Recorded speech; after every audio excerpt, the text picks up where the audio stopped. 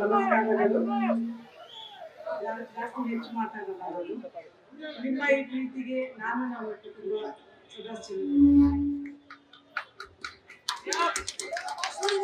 ಇಲ್ಲಿ ಡಾಕ್ಟರ್ ರಾಜ್ಕುಮಾರ್ ಮತ್ತು ಪುನೀತ್ ರಾಜ್ಕುಮಾರ್ ಅವರ ದೇವಸ್ಥಾನವನ್ನು ಉದ್ಘಾಟನೆ ಮತ್ತು ಕಂಚಿನ ಪ್ರತಿಮೆ ಉದ್ಘಾಟನೆ ಕಾರ್ಯಕ್ರಮಕ್ಕೆ ನಮ್ಮ ಪುನೀತ್ ರಾಜ್ಕುಮಾರ್ ಅವರ ಧರ್ಮಪತ್ನಿ ಆದಂಥ ಅಶ್ವಿನಿ ಅವರು ಬಂದು ಈ ಕಾರ್ಯಕ್ರಮವನ್ನು ಭಾಳ ಅದ್ಧೂರಿಯಾಗಿ ಉದ್ಘಾಟನೆ ಮಾಡಿದ್ದಾರೆ.